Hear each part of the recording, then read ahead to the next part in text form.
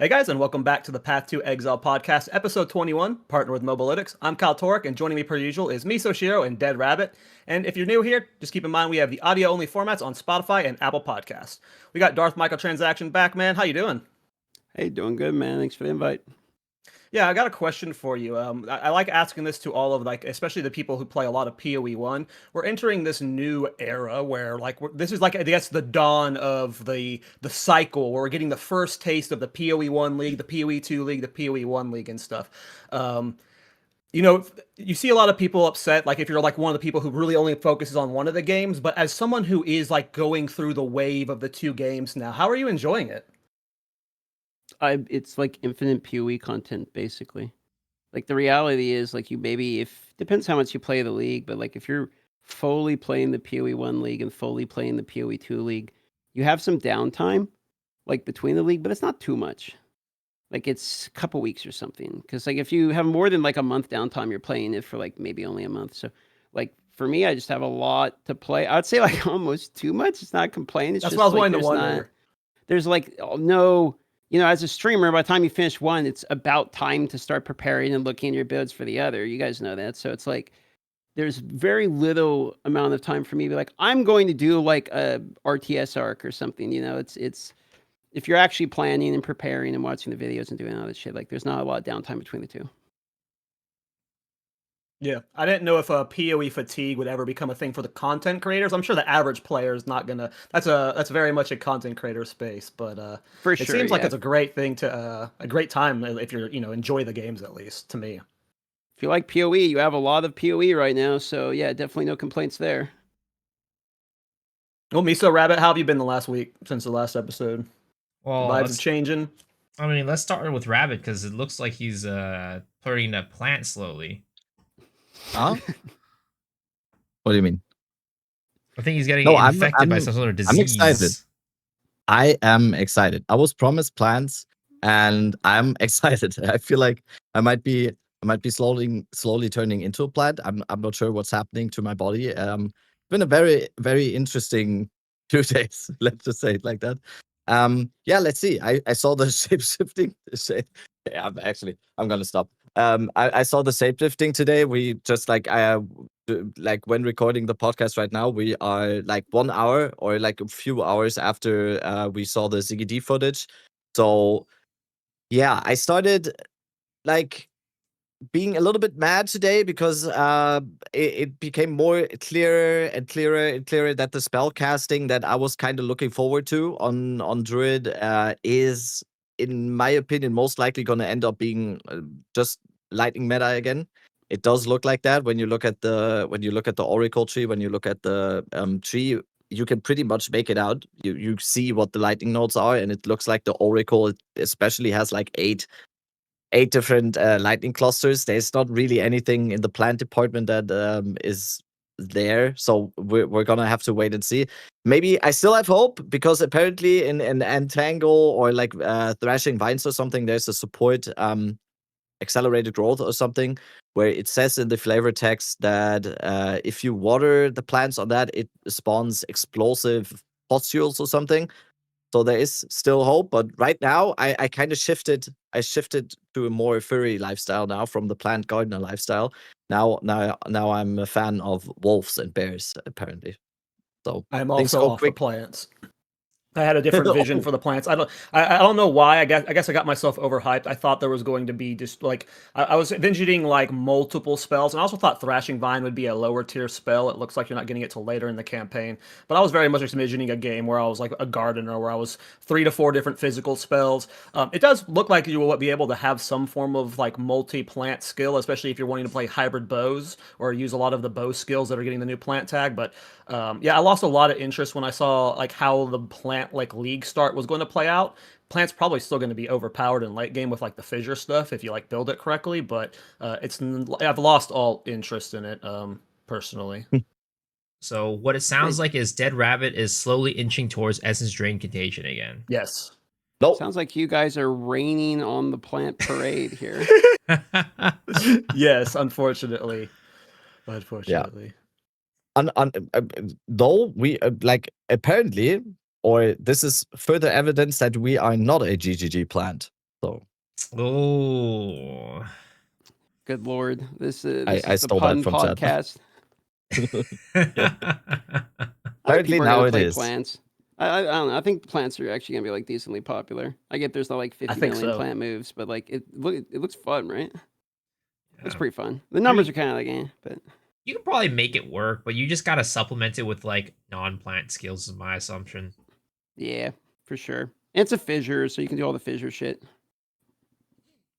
Yeah, I think plants are going to be good. I am being baited by the Iron Ward buffs. Iron Board buffs look really silly, and there's ways you can like automate its generation to like get ward loop essentially. So I am being baited by it, and I'm was a looking like hefty I'll be buff. doing it. It is a That was a crazy buff. Very hefty. Yeah. Yeah, the generation is going to be pretty instantaneous depending on like the investment, and the radius is what's crazy about it. Yeah. It's going to be insanely big. Yeah. I mean, I feel like we're all kind of sitting in the same boat because this is, I'm not sure, I don't really remember how it was on the Huntress release, but this kind of feels like the least information that we ever had. And at the same time, it's like a split thing for me because I kind of like it and I don't really like it at the same time. I absolutely hate it when I try to like make my mind up in finding something to play. But at the same time, I think I'll really like it on Friday when actually just going in and just winging it a little bit, and instead of just always going for the approach of the safest thing. And yes, everyone's keeps telling me I uploaded a league started plan video for Druid, and like 15 top comments are just All of them, saying, "Oh dude. yeah, this looks great. This looks great." Before you re-roll to ED Contagion after 2 hours. So yeah, I'm about I'm about to prove some of those haters wrong and go for some Druid stuff. I don't even care anymore. I think we're all sitting in the same boat. I'm ready to get baited. I'm ready to get I don't know. I think DM is like heavily committing to Wyvern, where I kind of had the hot take that I think Wyvern is actually going to end up sucking really bad. So Wildly has a I hot might be take. completely wrong. I don't think It's it's a just hot like, take at all. Literally every fucking person is telling me that, dude. Like I'm trying, like the amount of times people are trying to talk me out of like playing Wyvern. It's like I don't care. Gonna play the dragon. The bear will be the leveling though. I mean, like most of the Wyvern moves look like they're never gonna come online to way Yeah. later. Why? If you watch the ZiggyD footage, he's like struggling against white mobs in the fucking hunting grounds there. So like that's not gonna. That's probably not going to be the starter. Though if I was starting Pathfinder, because there's an argument to me, like obviously I'm going to start Druid because you kind of have to, but Titan looks really fucking good for Bear, and then there's an argument to be made that like Pathfinder Wyvern looks like pretty good. And then if you start Pathfinder, you got all the projectile nodes, etc., and I could maybe level it with Rolling Magma, but like it's probably Rolling Magma is like a late game mapping angle. And it's not really like a campaign thing. So we'll probably just stomp our way through the campaign with the Bear until we can actually make Wyvern do something. Yeah, the That's bear my stood plan. out to me because of how much damage it wasn't taking. Like Ziggy was like face tanking so much, and his life would barely go down. Like the armor scaling or whatever the bear has is crazy. Yeah. Yeah, I didn't realize I had like innate DR or anything like that. Does that I have think the ADR? wolf gets move speed. it for sure looked like it, right? It for sure he looked never like looked an really innate tanky. DR. In the like little clip where he stood in the rust in the red veil, he was just like standing in the corner getting shot by 14 different bow guys and like being hit at the same time. And I said this on my stream, and like multiple people said it as well. If you do that in the red veil when you're like level 5, not even level 5, maybe level 4 and 5, mostly you try to level up to like level 6 in the red veil, I think, or 5, you're dead. You are always dead. Like it doesn't matter. I on the Wyvern or Wyvern, whatever it is, part, I kind of imagine that one to be maybe like a big DPS cooldown. I don't know why. I maybe imagine it to be like there's like some stuff you get ready for it, and you're stacked like elemental damage. You get like a big buff, or you get like power charges. Then you go into Wyvern form, and then you do the big breath, and then you go back into human form. That's kind of how I imagine it to be, because everything that I've seen just straight up in the form itself, when moving, when casting, when turning, it like so far, even though it's obviously like very early stage, basic content. That's it how the looks Wyvern just looks a like little it bit moves to clunky. me. It's just the slowest Yeah, turns. It's just yeah. So I'm ready. I'm ready. We'll see. I think it's gonna be exciting. It's probably just on the discovery aspect when it comes to builds, when it comes to interactions between different things. I think it's gonna be the most exciting update that we've had so far.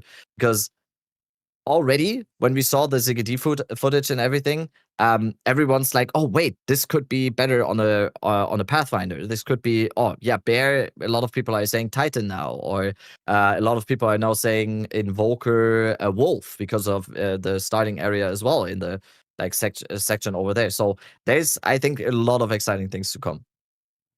Mm-hmm.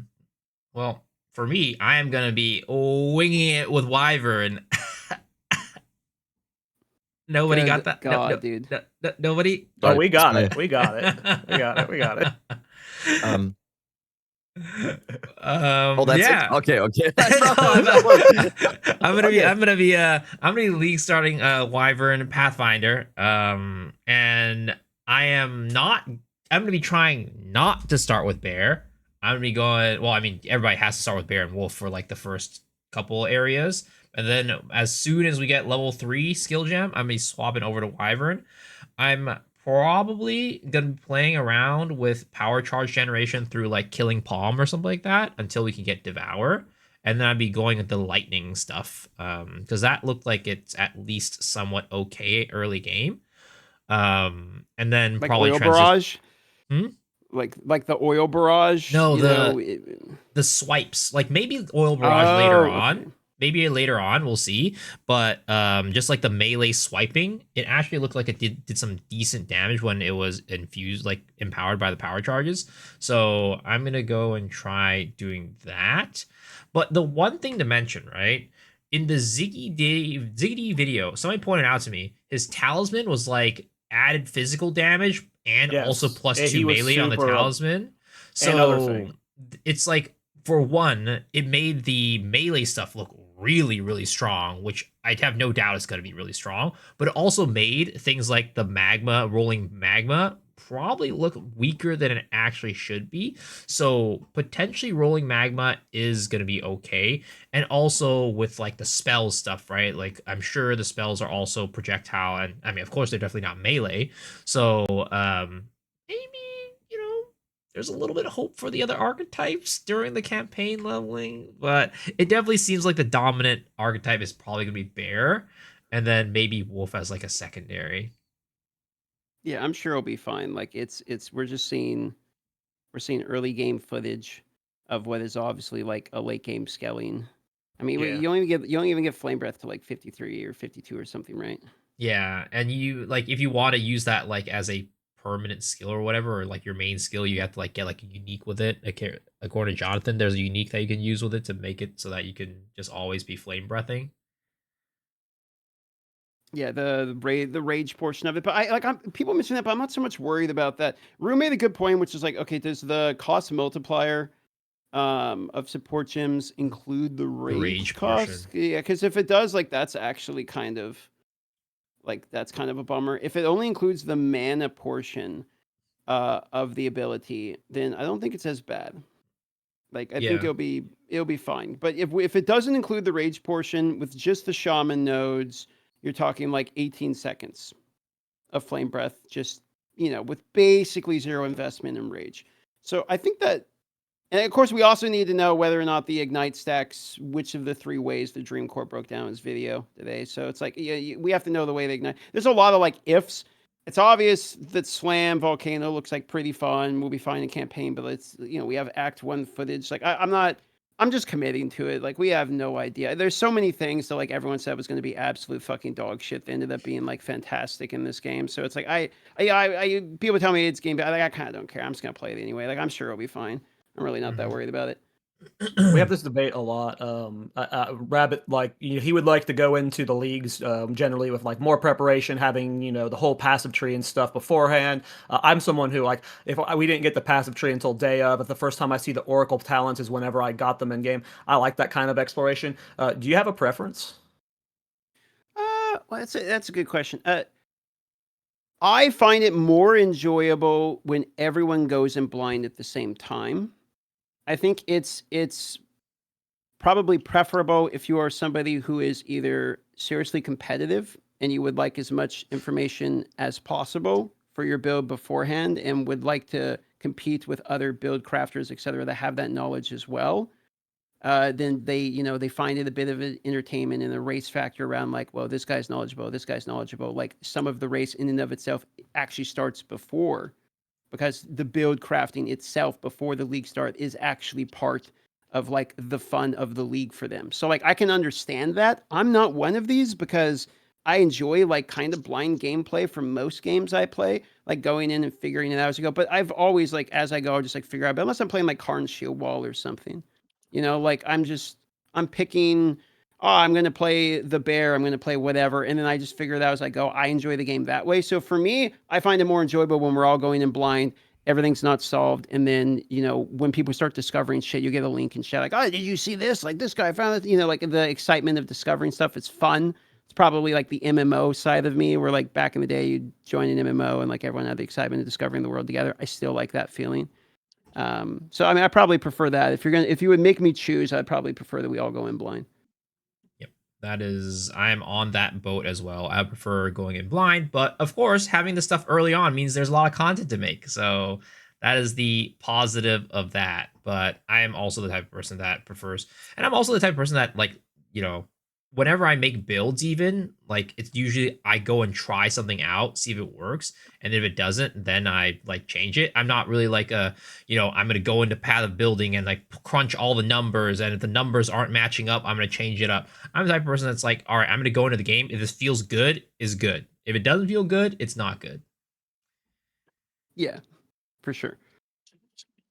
How about you guys? I mean, it sounds like everyone's kind of on the same page here. Like you guys all like blind gameplay or Rabbit. I mean, Deborah, I was gonna say, I've no Rabbit. You make some builds, dude. I've watched some of your videos, so. I like being as prepared as possible, like always. Sure. I'm like a habitual overthinker in general. Like last night, for example, I don't know. I basically couldn't sleep just this night because I was thinking about in my head it was just like running ideas of there's an ad playing right now. That's why my screen is that red on my first Vodafone ad on my screen just lighting me up. Getting that McDonald's ad, the fries are on screen or something. Yeah, I just lit up red there. No, usually I really like being as prepared as possible because it helps my head like not overthink too much, because then I'm like, yeah, this is my plan, this is what I'm doing, and if everything else opens up, it's just like I wouldn't describe as anxiety, but it's just like it's a mix between excitement and not like just I just can't sleep that way.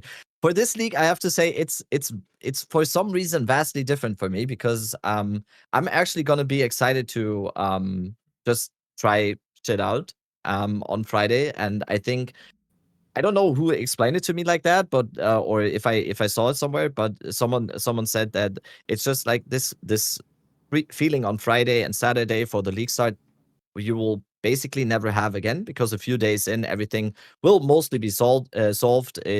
There's 100,000 or more people playing, and there's going to be build guides after a few days. There's going to be people find out like, oh, this is OP on the wolf and whatever. And I for the first time actually in PoE 2, and I know it's a crazy thing to probably some people, I'm just gonna go off a vibe. I'm gonna go in. Don't care if I finish campaign in 6.5 hours, which is my usual time or whatever. I'm gonna be fine if it's like around 10 or whatever, and then just like actually discover some of the stuff myself this time. So usually, yes, I'm of a different opinion, but for this time exclusively, I'm down to just let it happen. Let it happen. It's gonna be fine. Sure. I just released a video talking about I call it build order or build choice anxiety. A lot of my friends really suffer from it. Normally I don't suffer from it, but this league it was really hard for me to like decide what I want to play. And in a Captain Lance video, he talked about it. He called it build fever. And I'm going into this league already having build fever. I just have too many like builds I already want to play. So I'm just gonna let it take control. Like I'm going in and my commitment is Oracle. And I think I'm gonna start like just playing bear and go from there. And then whatever happens on day one, maybe I'm playing bear. Maybe day two I like transition to thorns. Maybe day three I'm playing iron ward. Like I'm just gonna go in and just play it by ear. The only thing I'm committed to is Oracle. I think people are a little bit too Yes. overhyped about Oracle for the passive tree. I'm more excited about the other things about it. GGG kind of. I think the worst part about balance in this game is the passive tree. I'm not expecting too much from the 130 passives. There's going to be really fun niche stuff, but I feel like most of it's just going to be like very situational stuff that will only help specific builds. I think Fubgun and them put Oracle at F tier for League Start, and I was like, I completely agree. Yes. Like Oracle Yeah, is it's in a really interesting spot. I feel like it will be S tier builds from Oracle, but not like right away. It's an It'll be expensive. very It's just niche. expensive. Like it's what it looks like. Yeah. I look at this and it's like this shit looks like it's going to be expensive as fuck to play around. Like it's all passive tree shit. It's all jewels. It's all like I mean it's cool. It's just like not the kind of build that is straightforward and obvious. And can you just put a few rares on and click a couple nodes and like get to tier 16 map? Like it's just not one of those. I don't think. Yeah, but the passives are going to be interesting. Yeah, I agree completely. It's going to be a fun ascendancy. Like Dead Rabbit said it initially when he said it was a Kaltorak ascendancy, and I agree. But Kaltorak ascendancies aren't good; they're fun and silly, and I feel like it's just going to be fun and silly. I do think that the clone ability, where you can clone the boss and like cleave bosses at the same time when they're primed for stun or whatever, I think that has some serious potential. Depending on what the rest of the tree looks like. Of the other ascendancy stuff, like there's some really good defensive stuff that could potentially be on the Oracle too. But yeah, I'm really I happy was about thinking Oracle. that too, and then I was talking with Karn and I think it's Paustern, and it's a button. So like I thought what that move does is it like creates a clone of like any mob like right before they get stunned. But it's a button you press that like is activatable at a certain time. And so that kind of when I saw that I was kind of like, because like you got to. There's these new the gloves. They're not new, but Sign a Quoa, I think is what they're called. You can immobilize enemies at 50% instead of 100, and that's when you can trigger it. Is when they're primed for like stun or whatever. And that got buffed to where before it was you do 25% less damage to immobilized enemies, and now it's buffed to 20% more damage to immobilized enemies. So maybe there's an interaction there where you're using those gloves and triggering at 50%, but it is it is not as cool as I initially thought as well. Yes, it is. Well, the other part I want to know is, okay, if there's two of them and you can hit them both, do they apply as separate instances of damage? Because the question I would want to know is it the same? Because if I'm doing an element build, or like a bleed or something, and I can hammer gods both of them, and they add together to be one hit for the element, that could actually be like, that could be kind of interesting. Then we still come to the same conclusion. Well, you're hitting both of them anyway, and why not just do a hit build? I mean, it'd be the same fucking conclusion either way, right? But like, it does, there is something there where I'm like I am kind of interested in that. And then if the whole like incinerate, flame breath thing of it stacking also, like having two of them, and like being able to ramp double the ignite, does that apply to the same guy and they both stack on each other? Because now I'm ramping my ignite like twice as fast on the bot. Like, I mean, there's something there. So like, there's a couple things I am curious about that as well. But it's like with everything, when you get something new, it's like we have no fucking idea. Like you're basically gambling. You're at the casino and we're just gambling. It's like, well, I'm starting this and I'm hoping one time, let's go, baby. Like, please, I picked the right move. Basically, why it's F tier for League Start. I completely agree with why they put it down there. I agree with everything you just said. I'm disappointed to hear that as a button, because I thought it was just it's a pop button, automatically. it's a button. I was like, the moment they get primed, boom, clone appears, right? I thought when I was thinking about it, I didn't even think about the prime stuff. I was more thinking about like shock and like chill and like or freeze. I think they said that it would also proc if they're close to like getting shocked or frozen and stuff like that. So I thought that was gonna be more reliable than the prime for stun thing, and it would just proc a ton. But I guess that's not the case with like you having to press a button for it. You can literally see it in the reveal. There's a button, and then the problem with that is that okay, so I have to do it as they're about to be stunned. What if I hit real hard? Exactly. And I jump so many from question 70%. marks. Like there's it could be really good. I thought it was automatically creating this clone. And the other part is like, okay, so I have to hit the button at the right time, and then if he rotates and he like gets stunned the other way or something, like now they're separate from AoE. So like I have to like have a big enough AoE to hit both. Like there's a few things where it's like, man, this is really like conditional on conditional on conditional. So like we got to make our way through all of that. Yeah, Those are very good points. If Palceron says it though, well, I mean, I'm gonna trust his gut instinct.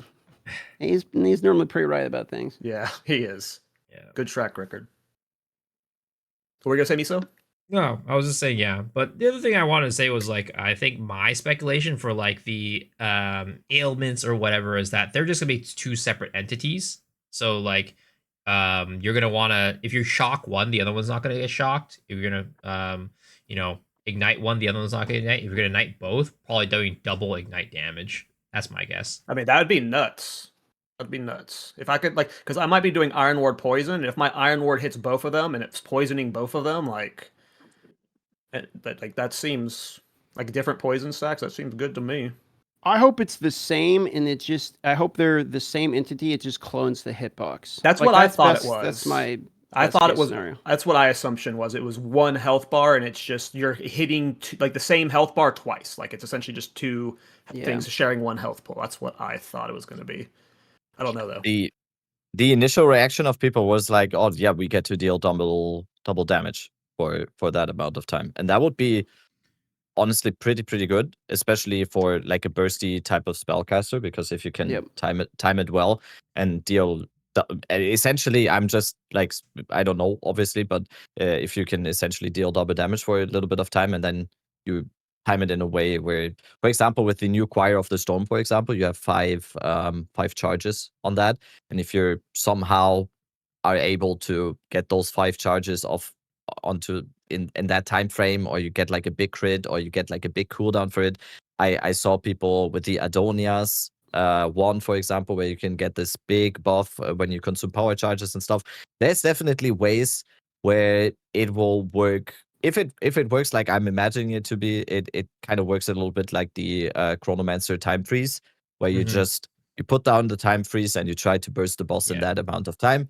Whereas this could be just prime for stun, I'm doubling it up, and then I'll burst the boss away, basically. So that could be cool, especially if there's if they put an emphasis now on bosses being a little bit harder, not harder to kill necessarily, but slower to kill. That could be something really cool. I just think the Oracle, just to stay on that point, seems extremely versatile. There is not really a node in the Ascendancy tree nodes that we have seen so far on that, even though it's not final, and there might be changes, because apparently there was said it is very outdated. Today someone said it's not only outdated, but apparently someone said it's very outdated from GGG.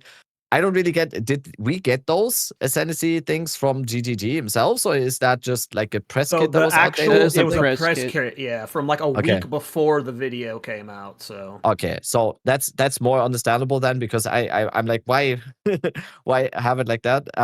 No, the only real node that it doesn't lend itself to complete versatility is probably the spell totem, because that I'm gonna guess if you're playing an attack-based build or something, you probably don't want a spell totem necessarily.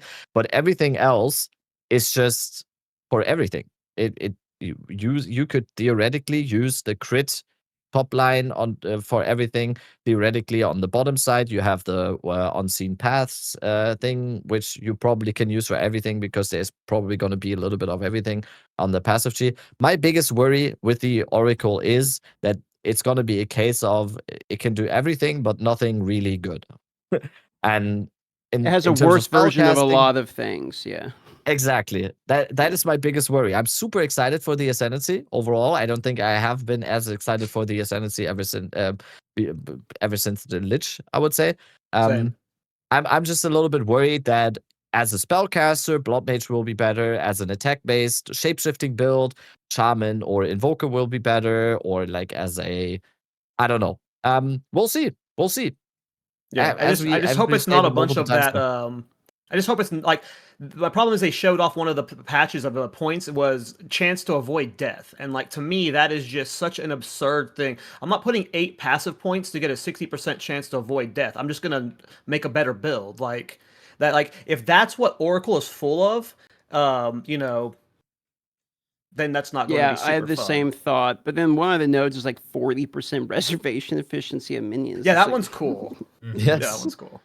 You know, It had a so penalty it's- with where your other reservations costed more, I think, but yeah, it's very cool. It makes me wonder, right? Why would you? I mean, as a build maker, I can never see myself ever putting points into that, like a chance. Not without a skill that was like you shit divines for 3 minutes after you've survived the death. Like, Yeah, like it's like, why would you ever put points into that? that's you a dead node. Yeah. Yeah, It's a you dead would node. never be able to get to 100 for one. So it's like, oh, you're always risking something. But two, it's like, why would you want to even get a build that is like has a chance of dying? Your goal is to make a build that just kills so fast or like is so tanky that it never dies. Like, I don't understand what their logic of adding something like that is. It basically is like what you said. It's a dead node. Why did you even spend effort making that? Like nobody's ever going to use it. That's my concern. Is I don't- I'm excited for Oracle, but I hope it's a lot more of the minion reservation stuff. You know. That note also just doesn't apply to both play types. It doesn't apply to hardcore because why would you ever want to be Never. in hardcore and be like, Never. oh, I might not die for 20%. I have spent 6 skill points. I think every hardcore player would just rather spend 6 skill points into something that keeps them from actually not dying. And in softcore, it's like, wait, do I really want to? Do I care? Unless there's a So- weird then like there's- sanctum cheese where you can like avoid getting knocked out of sanctum, but I seriously doubt that's possible. Well, and then there's another problem with it, which is like, okay, so I get hit by a big slam, or I eat the arbiter hallway. I survive the one shot, and then I burn to death from the element. Right, the You're still like the dot, yeah. damage is still getting applied. Like you're still gonna fucking die. So like That's there's zero use cases for this click. Like that I can come up with. I mean, Yeah, any ground mechanic you're standing in, you die to it and then instantly get fried. Yeah, that's funny. Unless it comes with immunity period, that would be. But even then, it's so bad. I don't want it. Yeah, don't worry, Don't want guys. Oracle tree is definitely not going to be a chance to increase light radius, chance to not die, chance to not get hit. It's definitely not going to be like a bunch of random bullshit that you don't need in that Oracle tree. Definitely not. Surely. They said that it's going to have stuff from the right side of the tree. So, like my copium is there's going to be finally poison nodes on the left Volatility, side of the tree. So, easy, boom, right side, easy. I mean, maybe you do have Maybe some they'll have a volatility node. stuff on the left though, with the minion stuff. But yeah, Volatility's I think garbage, they have a I'm sorry. node where it's just like, okay, your chance to avoid death, because there's other things to avoid death. Like there's the unique, right? Like your chance to avoid death applies also to like a chance to explode corpses. So if you have like the fire one, which is like 5% chance to explode and do 10% of their life or something, like your chance to avoid will ramp into that. Like maybe that's the next notable. It's like there has to be a reason, yes, exactly. right? Like there's got I don't believe GGG just thought let's put a passive node on the tree that's 7% chance to avoid death locked behind like 4 small pad. Like no, like like why? There has to be a reason. Surely. This is like behind an ascendancy, behind Surely. small nodes, into a notable. Like it's behind multiple things for 7%. Surely. Hopefully. We'll see what happens. Do you know what ascendancy your league's starting, DM? It's going to be a druid one. I mean, it's probably not Oracle for the reasons mentioned, so it's probably going to end up just being shaman via default. It looks kind of fun. Honestly, like if I was actually like tryharding, I think I would start Pathfinder Wyvern because I think like there's actually like rolling magma could probably be pretty good with that. It probably would scale well into Flame Breath. I can start from the warrior side of the tree literally anyway. I can get the flame nodes. I can go up and grab the other ones. Percent increase from the attribute actually would work both on like the flame breath shit, the projectile shit, and if I was going to do like bear or something, the level would work there too. So like I would think if I'd probably just start Pathfinder. If I was going full bear, I would go Titan 100%. But like since I wanted to do Wyvern, I'd probably just go Pathfinder. But it's Druid League, last of the Druids. I'll be the first of the Druids. So like I got to start Shaman. To me, normally I would start the new class, but in my opinion, right?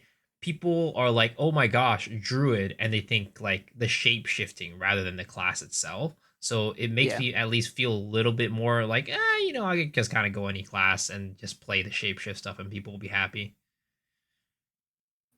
Yeah, I mean, I guess there was confusion around that, like a lot, like even internally about like Druid like being shapeshift and stuff. So like it's, that is not Thank God that's not a thing.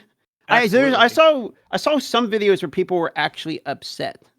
Really? I'm not saying names, but there was at least one guy I saw that was upset that Druid is like not the only class that can shift. And it's like, why are we trying to make this game D4? Like why? Like we just all roasted the skill twig, and now we're going to argue for it to happen. I think there's already like enough like pushback against how like weapon archetypes are limited to the skills. Like you have to use axe skills with axes, right? And like PoE is what's defined by versatility. Like anyone can do anything. Like it never made sense, the idea that Druid was going to be the only shapeshift. I thought like maybe one of the ascendancies would have a form that was only Druid, but I don't know. I always assumed it was going to be global. That would not be PoE. Yeah, wouldn't make sense. Yeah, that's weird. Well, we got a bunch of unique and skill changes coming up in this patch. Is there anything that you're excited about? I talked about how I'm going to be messing around with Iron Ward. Those changes are cool. There are a bunch of cool uniques got changes. What are your guys' standouts? Well, I'll call one out, which is Mask of the Stitched Demon. Have you guys looked at that one yet? Yeah, so Mask of the Stitched Demon has a very interesting line that states 0.05 life regeneration is applied per energy shield. And so if you have 15,000 energy shield, you have 750 life regeneration. This is followed with a separate stat line that reads, but you cannot have energy shield. So it's the very classic, like, you can fuck anyone you want on the planet, but you're the only person left alive. Like, it's like one of those, right? So because of that, I thought if there is the ability, and it happens to be a vol unique, okay? So you know where I'm going with this. If we can remove that stat line off that item or make it into literally anything else, and then I click the Zealous Oath node, and then I run Pathfinder where I stack ES with everyone for whatever reason. I get 5% defenses on every node. I don't know why that's there, but let's just say, you can click those, okay? And so then I end up with like 30,000 ES, and now I'm regenerating 1,500 ES per second, like just for free because I clicked the CI node. I think that'd be pretty good. I think that'd be pretty good for one item. Yep. I am very, very, because I think we're not the only ones who have like theory crafted with a little bit of these items.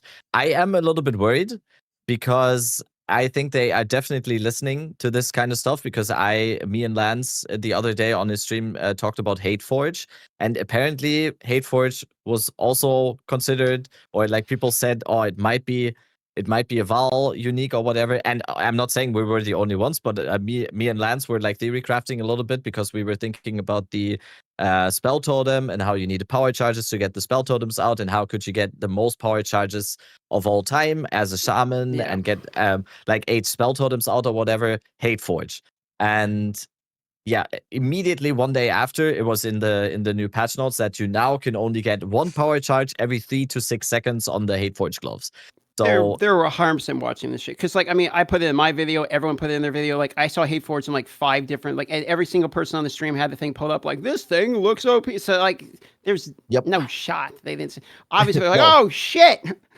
Like, wait a minute. It's gonna be like, it's just gonna be like when things seem too good to be true, like that. The Mask of the Stitched Demon would basically mean like that. If you could remove that one, it would basically mean immortality in that case. And I think there's a bunch of other stuff that looks a little bit weird when you are actually able to remove the downside, because there are certain uniques and Val uniques, or whatever they're called, Foulborn, Valborn, whatever, included. There are certain ones where if you have this huge downside to something that without the downside is just absolutely insane, I don't know, Bringer of Rain, or like there's Chaos, even though that's probably not a Val, or like Veil of Night. There are so many where I'm gonna assume they're gonna put something in front of that. I have 2 different ones that I'm not gonna mention. There you go. I Look might at know this guy. There's not too many Val uniques is the one thing about it. Like, the list is like 20 long or something. Yeah, it was very short what I saw. Yeah. and people are just going off of what's in the flavor text or what it is lore wise. In the end, there might be stuff where it's not being considered, or it's just like that in the flavor text. It relates to something. The eventual list, like so many other things in this episode of the podcast, we'll see on Friday. We'll see. So another exciting thing about this release, like I said, I think this is one on the discovery aspect. This is one of the most exciting updates that we had. People were a little bit underwhelmed with the whole endgame thing and everything else, which I think is totally understandable too.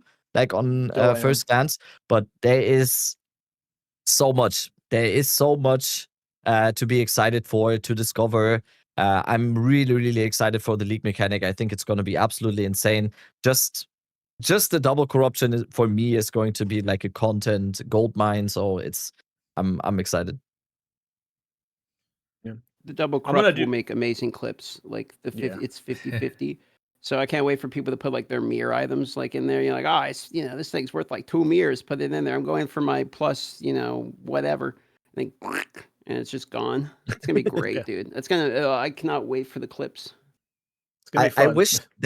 I wish they would make it a little bit in the reveal. They showed like that it is actually like disintegrating in front of your eyes and it just goes back into the ground. I wish it was like even more in your face a little bit, that it was actually like oh, there it is and it's gone. That it would like bait you into thinking, oh, you got it or something, or that would be even I don't cooler want more animation time of me watching stuff, thanks. No more Abyss throwing in things into the pit and waiting. Okay. I mean, on the double corruption, it would be exciting. If it gets destroyed, your unique finisher MTX should proc on the item, and like it just destroys. Executioner cool. Guillotine just up top, from top, and then it's gone. It's gone. Doriani, the little Doriani laser in there, boom, gone. Exactly. For me, it's going to be weird what I'm saying here, but like rare chess piece were very powerful in this last patch, and unique chess piece just got buffed. Like so many of them, and so many of them got massive buffs. Brass Dome's armor is just insanely high. The Covenant is basically mini Blood Mage. Kucher of Crimson's gives you more max life now, which is insane. Cloak of Flame and Lightning Coil both got buffed, and then Lightning Coil's ability on it is actually doing damage comparable to pre-nerf Arctic armor, so people actually going to be using that as an offensive skill really well. Morior's got buffed. I'm sure there's other chess pieces. Hyri's Ire got buffed. Like a lot of uniques got some good luck. Right. That was so needed, because I mean, it's like, when's the last time you've seen a build guide posted and someone has a unique chest on? It's rare. So what are you guys talking about? Queen's Heart. Okay, you're right. Yeah, and the other one. And what's the other one?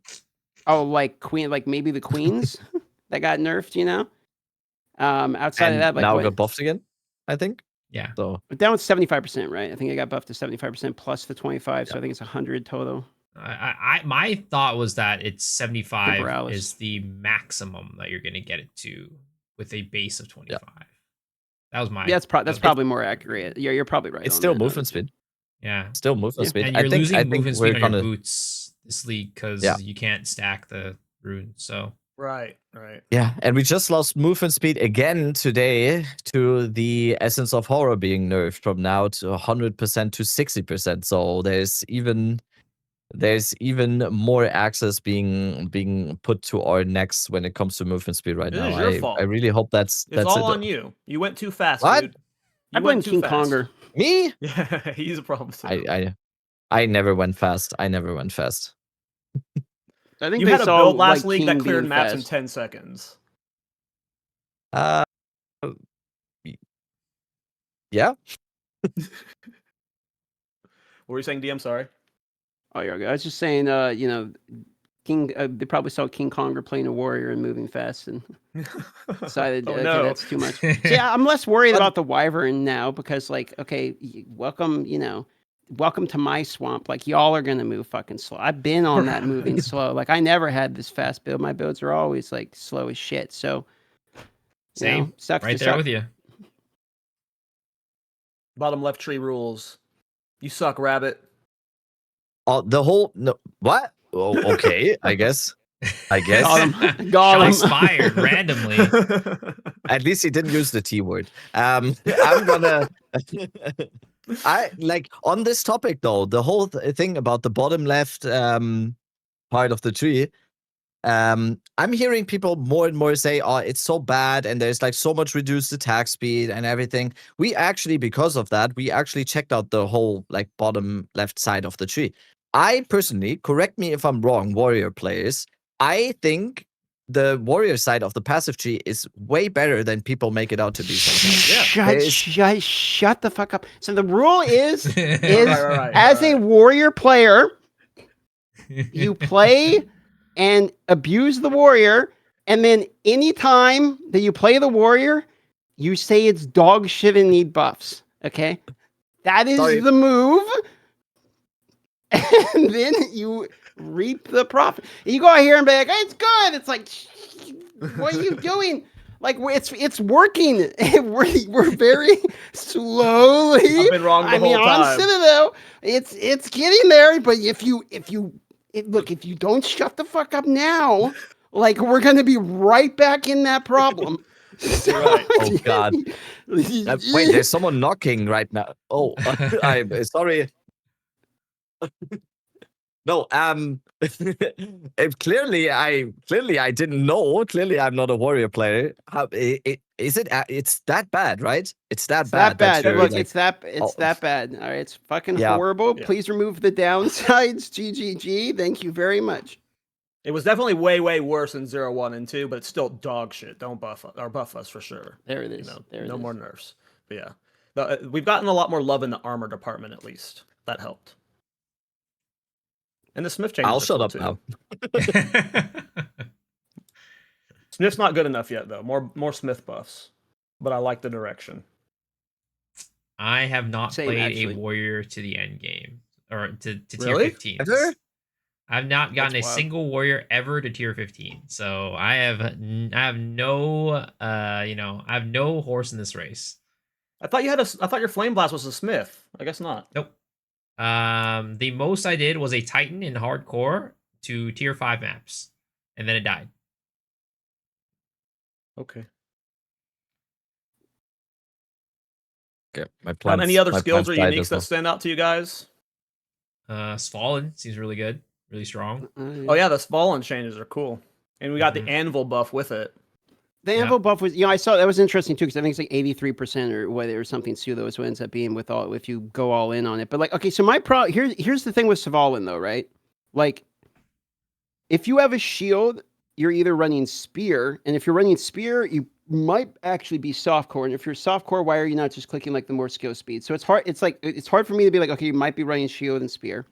And if you're running shield as a warrior, you can't run Svalin if you're doing shield wall because it has no fucking armor, and all your damage comes from the armor. And shield wall is like pretty much the warrior build, right? So, like, who actually uses this thing? If you're a caster, you're gonna want a foci, or if you're minions, you want foci also because of the desecrated minion mod. So it's like who is actually using a shield very often? Some people will say it, and some people will say, oh, well, I put a shield on my build to be defense. Sure, if you can put a shield on your build, you will be tankier. Fact, agreed. But like from a build perspective, when are you actually throwing a shield into your build? When we've been theory crafting in the Thorns Discord, what we would do with Svalin, and everything ends up being like meme, like maxing evasion while getting it, like just Giga survivability builds that like where you're using a skill that doesn't need gear to scale. It's just like super meme shit. Like I can't think of like a real practical application with the current skills we have outside of just being silly. Like I don't know when you're going to use cast on block as a warrior build. Like I just like unless you're automating curses or something, but like why? I can't find something that I would want to like heavily lean into Svalin for. And there's just so many good like rare shields have such good mods on them, and then there's like Chernobog and stuff. So it's just like maybe it's a hardcore thing. Yeah, for sure. From like a hardcore like sure. perspective, I want a defensive layer. Yeah, absolutely. In that aspect, I could also see spear play. There's a couple good examples of like Warcry and Totem I saw in the chat. Also, those are Warcry builds would be notable good for Svalin. Those are notable examples, sure. That's a really good idea. It's Yeah, not that more that doesn't Kais. exist. It's just the the reaction to Svalin is holy shit. This is like nuts. This is gonna be like a great build, a great item for this patch. And then the reality for me is like there's like I don't think it's gonna be worth very much because no one's going like there's not many of a populace that actually is going to use this item. It's also a and fairly Oroth common will be draw. farmed. Exactly, and it's the boss that arguably is farmed the most. Like everyone wants to farm Oroth for the flask, so people are farming that for the big drop, and then there's going to be more Svalins than there is like people that really need builds around it that are doing blockchains. I think with the war cry is actually like that. That sounds really cool to me. Like if you just did Warbringer and you didn't take the 75% cap, you took the other nodes. Like that sounds like it'd be really solid use of Svalin to me. Like the cast on block stuff. Like we just need different skills to get better applications for that, I assume. But I think whoever is suggesting cries, that sounds like a good idea to me. I would do that. That sounds fun for Svalin. That'd be the only thing I can think of right now. That would be a fun. Like you just need something that you don't need gear to scale it as a skill, where you're just like leaning into the block and defenses and stuff. And cries do that, so it'd be cool. I think I there's like there's that. actually quite a few, and I think there's gonna be not only in the body armor space. There's gonna be a lot more stuff being used now. I think, and I think if they continue to go that route in updating and mainly buffing some of the uniques, I think we're on a very, very good way. I think what also was very, very interesting was they renamed rune sockets to augment sockets now. I'm gonna guess because something is called idols now. Not everything is runes anymore, but they added standard augment sockets now to some items. And for example, Grey Make, which is a helmet, of course, has on standard it drops now with 4 augment sockets. Same goes for Bringer of Rain, which also now drops with 4 augment sockets. So that is definitely something that I will be very, very Really? interested to see how that is going to impact it. Yeah, like the Bringer of Bringer Rain now drops with 4 baseline, just like And they count as Yes, body armor. Yeah, that's it's baseline 4 counts as body yeah. armor 4. Someone said that 4 is still wow. the cap. Like you can't corrupt a 5th and you can't get an exceptional, so you can't get actually 6 of them. I don't Yeah. know if that's true, but that's what I've heard. Which in that scenario brings down its value, I guess, a little bit. But like it counts as body armor for sockets too. So That's awesome. I That have to sounds fun at least. That's a cool on change. I don't know if that. it'll be good. Sounds cool. I personally, I on first glance, or like in general, at first glance, I really, really liked it because it gives like a cool little nuance to certain items because we have this rune system and we have this socketable system. On the other hand, though, I have to say it is getting dangerously close to rune words, and we're gonna see. We're gonna see. This is it is getting pretty close to rune words. We're gonna see, but it's super exciting because even though we have the rune limit to 1 now, it's gonna be very, very cool to see what people come up with when it comes to items like that. Bringer of Rain especially might actually find its way, I think, into some builds now because with the rune or the augment sockets you have there, you might be able to like substitute the downside of not having a body armor anymore a little bit at least. It depends, of course, on what there is in terms of runes and soul cores and idols or whatever that is for the helmet slot. And also, I think the shaman probably has like something there. It will again depend on what the shaman has as extra rune modifiers. I think there's also Couture of Crimson that you already mentioned. I think that one is probably going to be widely used by blood mages and probably people who want to be a blood mage basically. Covenant, like you already said as well, is basically blood mage as a body armor. I think Queen of the Forest, I think every Roar user that is very, very heavily min-maxed and does not really care about like upping their damage or upping their defensive layers anymore and is sitting on a Roar anyway, is, I think, now maybe considering Queen of the Forest. Very heavily min-max. It's not really gonna be something that League starters mainly go for because then kind of care about like actually being able to kill everything and stuff. So yeah, I think we're moving in the right direction when it comes to uniques because that is a pain point that I've and probably other people had for quite some time now. That there's not enough uniques. There's not enough cool uniques that are actually being used by players to make builds or to define builds with those uniques. And yeah, if we keep moving like that, it's gonna be noise. Something about defining Nice. builds to me too. It's like before they were unusable. So like now a lot of these uniques you can snag when you hit maps and they will carry you to red maps. Like they are now mid-game uniques at worst, and before they were just booty. So Yeah, it's agreed. just- Mid game uniques were a very nice addition. Well, it's like the part that was like kind of made them unusable for mid game too. Is like their base fucking stats are terrible. Yeah. You have like awful. no armor, like 30 energy shield or something. It's like when the, like you can get this early in the campaign and you're still not going to use it. Like you're going to take a rare thing with 50 life, 80 life, and some resistance or something. So no, that was definitely one of the more important changes in the patch notes. I agree. I think that like for coming from Path of Exile 1, right? There are a lot of mid game uniques in Path of Exile 1. Like when you first get into end game, a lot of times you are very unique heavy on your character because a lot of them just gave you a lot of really good value for the cost, and we just never really had that for Path of Exile 2. So hopefully they start leading in that direction. That way the transition from campaign into the end game, it just becomes a lot more smooth because of that. Because I do see a lot of people struggle, and that's maybe partly why they've gone with the I feel like I'm always getting surrounded type of situation in the early campaign or early end game, because your gear, a lot of people just don't know how to upgrade their gear to be able to handle that end game. Whereas if you had these mid game uniques, you wouldn't have to worry about knowing like how to get your gear to that level. You just kind of like, I'm gonna just slap on this unique right here, which is gonna take care of most of my issues right now with like damage or like survivability off of just like one or two items, which I think is going to be very, very healthy for the game. And though for the going back on Bringer of the Rain, I think that item doesn't give you helmet sockets; it gives you body armor sockets. So It gives you don't body get- armor. Yeah, Yeah, that's what I exactly. was saying, So yeah. I The don't think sockets that's- are on the helmet though, obviously. The Yeah, sockets are on the helmet, but you- obviously, but it counts as body armor then. Yeah, I think that's a little bit less interesting for me because body armor sockets in general aren't very interesting. They're mostly just defensive.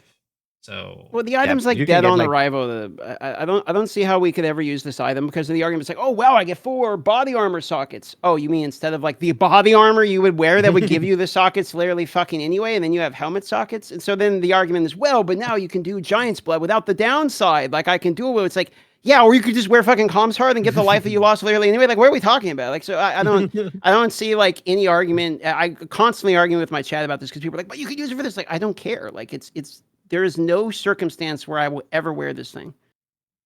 Yeah, unless you're doing something weird. And yeah, agreed. It would have to be a build that depends on having even like you said, if it would depend on having the 4 sockets in the helmet, you would just wear Moriors. you would just wear Moriors and get the. You would have to. It's one of those items that exists, and there's many of them in which it's like the only time you would use it is to see what can I do with this item.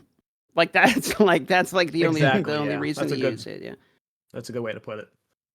It's a good way to put it. I want to ask you about the 2026 full release statement. What do you think the odds are on that happening? Because I'm someone who says I think 2027. I've been saying it since before they said that, but do you think 2026? I think 2026. I think December. I mean, it's technically 2027 at that point, all pretty much, but I think they're gonna shoot for December 2026 is my guess. Isn't that GTA 6? People keep saying that. I don't think GGG gives a fuck about GTA 6. Yeah, I don't know if that's okay. like Here. Also, GTA 6 is gonna get pushed back again. It doesn't matter.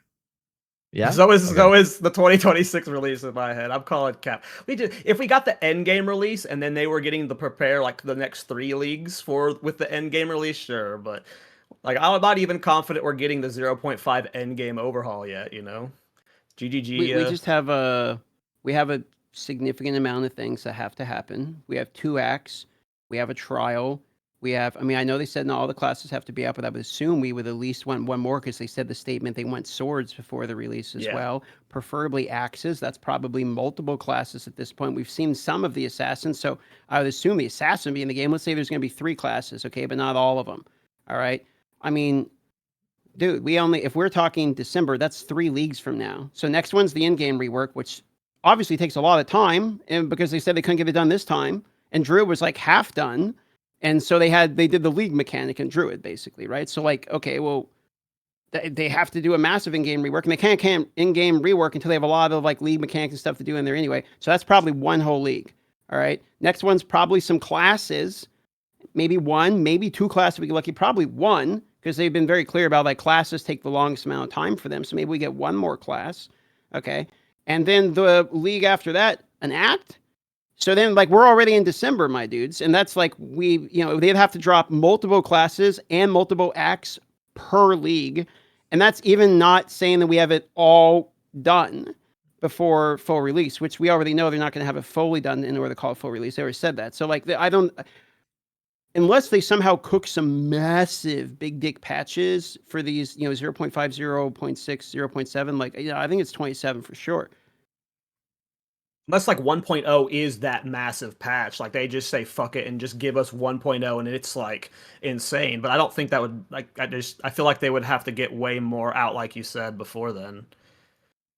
Still like, and I'm not sure. And it also just sounds like from everything that Jonathan has been like saying a little bit in the last two interviews that I saw, and most of you probably saw as well with Destin and Try, there was very, very clear talks through the grapevine that they are already pretty heavily not I don't know if overworked is the right word. Obviously I don't know, but I think in the Try interview he basically said, yeah, we're on maximum capacity here. We're trying to put out as much as we can. Everything else is just like yeah, I think it's just gonna, what happens. I think they're doing the absolute maximum they can. They are very, very, very heavily limited by being a game developer in New Zealand and not like in LA or whatever, where like there would be a very, very big difference. So yeah, we'll see. I think the original plan, and I fully believe them, that the original plan was a release in even this year, and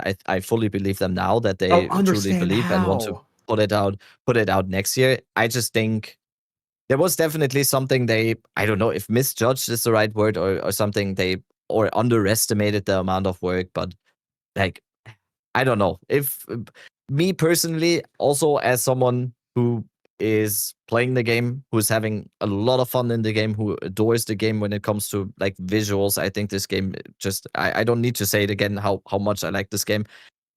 Is it bad that I don't care too much when it actually releases? Because as long as I'm getting spoon-fed content like this every few months, and even if I want to hop back onto POE 1, I can do that in like a 2-month cycle. I don't know. I feel like I don't care too much if it's called 0.4, 0.7, 6.9, 1.0. I don't care. I'm completely on the same page with you. The only time I even have the conversation of when is 1.0 release is when somebody either in the chat or like yourself asks me whether we think about 1.0. Other than that, it's like I actually don't give a fuck. Like, it's not like I'm going to stop playing the game until an arbitrary number shows up. Like, yeah, it's like even if it will be free, but even if they never made it free and it was $30 always, still worth it. So it's like even the argument of well, 1.0 means free. It's like, sure, you're right. If you have to wait for the 1.0, I understand. Sure. But like, I also don't care there either. It's still better than all the other $30 games that we're seeing. So, I don't care. There is no game, and I mean, not no game that I know of that is worth $30 more than this game. $30 is kind of a joke for this game. And also, if you actually want to play the game, yes, you are spending $30 on the game, but you're kind of spending it on the points you get anyway, and then you put it into the stash tabs. It's a mandatory stash tab buy, is basically what the fee is. Like, we're going to mandate you buy stash tabs. Like, yeah. I mean, it's pretty much already mandatory anyways. Yeah. Yeah. And you can say about that whatever you want. And it's definitely a different situation when people can just try it out for free and then decide if they want to do it. And I fully understand that. It's just from my perspective, it's like the only thing that might happen or that can happen that I'm underwhelmed with a leak or with a reveal, or that I think, I don't know if that's going to work for me, or I just don't like that. I might skip that one. Never happening. But it could It could be happening. And in that sense, I don't care if it's 1.4 or 0.4. It doesn't matter to me. The game is for an early access game. I think if you just give it to someone and don't tell them it's a beta or it's an early access or an alpha release or full release game that has been developed for 10 years, I think people wouldn't even be able to tell the difference anyway. Like, there's only two types of people that actually care about it being 1.0. Number one is the people that played the game maybe on the original early access release, thought, I kind of like it, but maybe I'll wait and I'll try it again when it's full released. Okay, that's one legitimate section of people. They ain't going to play any of the patches. They're going to see it's still early access. I'll come back and see when it's actually launched. The other type of people are the people that when they say, when is 1.0, what they really mean is how long do we have to wait for like all of these other features we want? It's like, when is Christmas? You know, it's like, when do I have a faux campaign, a faux in-game, a faux league mechanic? Those are the only two people that care when we talk about 1.0. Or the people who can't afford the game, I guess. Or the $30. Yeah, that's very valid. Yep. I wonder how ZiggyD thinks about, like, what is their mentality around 1.0? Like, when they're saying 1.0, what is that? Is that just like the free-to-play launch? Like, they think it's just ready for free-to-play? Like, what is, like, or is it that content flow? Like, they're waiting for 1.0 because they feel the content's ready for it? I'm curious what they mean by it. I agree with you completely, DM. You're like, that's the best way to think about it. It ultimately doesn't matter, because if this was 1.0, like, you know, it would be, it's exciting enough to be a 1.0. The reveal trailer got 1.4 million views. Like, yeah. I think also what's very, very apparent on GGG's part, it is very, very apparent that what they care the most about is shipping something, whether it is a leak for early access or whether it's a full release or whatever. They want to ship something that is done. They are very, very different to certain game companies where it's pretty obvious that they are trying to get a release into the next like shareholder quarter or like the next reporting of quarterly stats or whatever. And I think it's extremely apparent, especially with Mark and Jonathan, that if something does not seem right to them or not seem finished to them, it's not gonna go out, whether it is early access or full release. And I really like that. Mm-hmm. I agree. Completely agree with that. okay. We are wrapping up soon here. DM has to go. Anyone want to just talk about anything? You know, I really did like the Try interview. You know, he did end up saying in the interview that they are actively working towards having two separate teams, which makes complete sense to me. The way he phrased it was, every 2 months you have a crunch, and just the mental stress of that has to be I completely get wanting to push towards that. So it's cool that they're heading towards that, and like the reasoning isn't like we want the teams to be separate. It's just purely because of mental health, and it makes complete sense. I'm surprised that they didn't have that on their roadmap since day one. Because they couldn't probably. Probably just completely impossible. Yeah. I'm also surprised that they thought that they could do it without doing that. Because, like, if you think about any company ever, like, if they have two products, they usually have two teams one team working. Oh yeah, I mean, they're nuts for doing this. That's for sure. They're nuts. Yeah, I don't know. It actually, to me, is more of like a wow, that's kind of like doesn't make any sense on my end that wasn't, like, you know, in place before you decided to make a second game and you had and you believed that you could do it. To me, it was actually more of a negative than a positive, being that they're learning about that. I have a not a reverse take, but just like another way to think of this. Okay, I lived through the era of old school RuneScape, which is now a version of what RuneScape used to be. So back when EOC happened, RuneScape was a good game, and then they made it a not good game.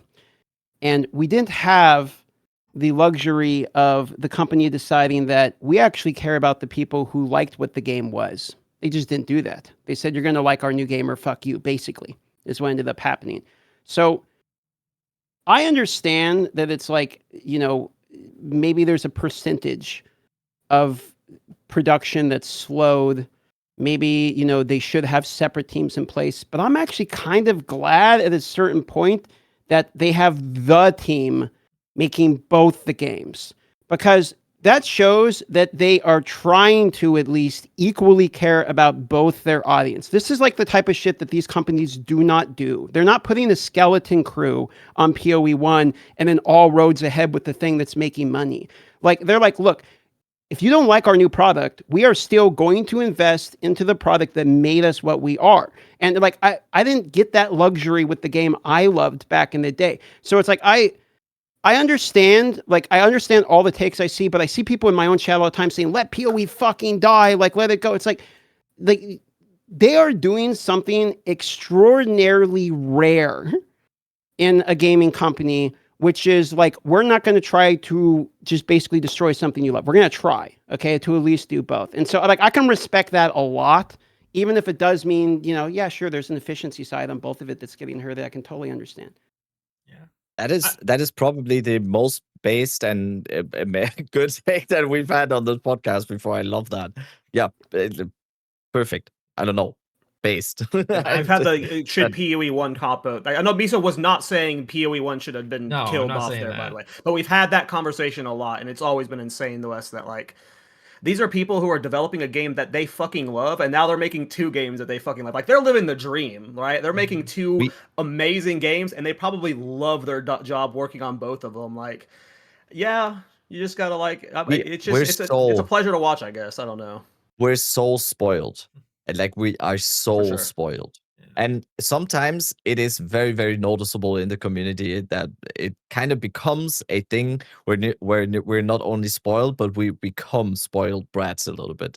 And it is very apparent. So I'm just happy to live in this timeline as someone who's severely in love with video games and especially ARPGs. I'm just happy to be here. I lived I was 11 years old when Diablo 2 released, 10 years old, 11 years old when Diablo 2 released, and now we have PoE 1 and PoE 2. Hello? And Blizzard didn't destroy Diablo 2 yet. What's that? Hello? Is this real? Like I think I'm just more of a realist. And like I just I just, for me, it's just I would have, if I were to lead this team, it's like, yes, sure, it's the love for the game. I want the game to be as good as possible, but it's more of like, is it even possible for me to do that? I feel like I would have wanted I would wish that. I mean, again, I'm not being negative or anything like that, but I'm not trying to be like negative and poo-poo on it, but just like from running a business standpoint, I'm just surprised that they thought that they could do it, because it's making 2 games. It's I'm sure that it's not. Let me just put it in this perspective, right? I don't think Jonathan was sipping on Mai Tais every other week when developing just PoE 1. So what made them think that they could develop PoE 1 and PoE 2 off of like a similar size team, I guess, and not trying to expand it into 2 sides of things? That's more where I'm coming from.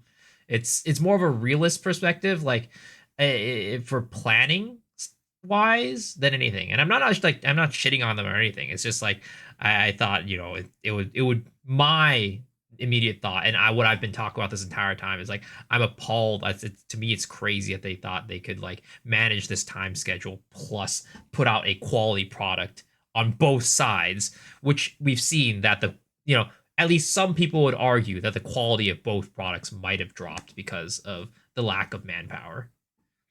It dropped from like 5 times better of every ARPG to like 4 times better. I mean, yeah, but I mean, like I'd rather have 5 times from their own bar. Yeah, I'd rather have 5 times better than 4 times better. You know what I mean? I'd rather have 4 times twice. Yeah, I'd rather have 5 times twice. Well, Jonathan obviously agrees with you to a point. We're working towards that. Yeah. I mean, he did say like they are trying to like get teams on either side of it. Like I can understand it. I think they have 240 people working there, including like audio, voice acting, art, and all of that. So they have a fairly large team over there. But that's QA and like everybody. I've only been watching Jonathan from like the PoE 2 stuff. Like when I used to play PoE 1 back in the day, I never watched like the Jonathan like interviews and stuff. But Jonathan just comes off as someone who is just very excited about stuff, and he over promises. Like it just feels like constantly. Like, and I don't think it's like it just seems how like they think. I think he genuinely thinks they're going to get this shit done, and like it just keeps doing it. Like I don't know. I just assume they're always going to overpromise and slightly underdeliver. At the same time, but it's they always good. over deliver. They at the same time mean, they do also over-deliver, over deliver a lot. They over deliver a lot. Every single time we're watching a reveal or something, there's always something there. Maybe excluding this one because most people were expecting a little bit more because of the endgame stuff. So, but they are very very good at doing these reveals and over delivering a little bit. So, but yeah, we're wrapping up, I think, right? Yeah. Yeah, I got to go in 10 minutes, so hour and a half was my limit. Did you guys end up picking any builds? No. Still the same one. What I will say is I just released on my YouTube, I know it's a little bit of a plug already, even though we're not in the plug section, but I just released a video on my YouTube where on my stream today, we went over basically every single League Starter build in existence that was uploaded in the past few days and was released on Mobalytics as well, and we vetted every single one. It's a little bit of a meme list. I called it like the Super Series League Starter tier list. So yeah, it's like I think 22 builds or something. Very cool ones. So if you want to see like a compilation of very cool League starters and some Druid theory crafting and whatever, that is uploaded on my YouTube. It's a 20-minute video going over everything, and then you can get an existential crisis because you don't know what to pick anymore, because you have already picked something now, and then you see like 15 other cool builds that you want to try, and then you wake up sweaty tomorrow because you don't know what to do anymore. So that's my pitch. Okay. So I said let's get videos to plug for build of the week, and then Rabbit made a video with 21 builds to plug. Yeah, I was just gonna plug Lazy Exile's Wolf build, and but I'm sure plenty of people have seen it. It looked freaking awesome to me, and to me, Lazy Exile has one of the easiest to follow guides for new players. So it's very readable, Amazing very guides. digestible, and they're always good builds. Like Lazy Exile, like sometimes makes like AFK builds and stuff, but they're always optimized really well. And the Wolf starter looks fun. So if you're looking to start a Wolf, I think like everyone we've had on the show is starting Dragon or Bear or not Wolf. So I wanted to plug a Wolf build. So yeah, check out Lazy Exile's build if you're not following one of ours. Yeah, we're guys wrapped up there. DM, thanks for coming back on, man. I hope you have a wonderful league start. Are you doing anything for the launch? I will be playing the game for the launch. So no like subathon type things or anything like that? Oh no, like no, not really. Like I did one in 0.3, and like doing a subathon like every league is like kind of That's what brutal. Dead Rabbit said. Yeah, you kind of like, I mean, if you do one every league, like it takes a lot of the time, and also it's like Christmas and stuff. Like, you know, I still got a family I love. Fair. Like, I'm gonna wait for the subathon or something for next time. I'm gonna be playing the game. HCS just have started and try not to die. You know. Oh yeah. Well, good luck. Go ahead, Rabbit. Yeah, I'll be streaming launch as well. I'll also not be doing a subathon. What I will be doing though is cash in the bet I made on my last sub goal during the last league launch. I had a sub goal where I now have to do a sexy cosplay. So if you want to see me on Friday make an ass out of myself, yeah, definitely tune in. It is currently being worked on. Me and my wife are gonna craft the cosplay today and tomorrow. It's actually right there. So that's gonna be fun. Also, yeah, like I said, streaming the league launch, it's gonna be the most exciting time for me anyway. Also do guides on Mobalytics, do YouTube video. I'm stupid like as a job, so yeah.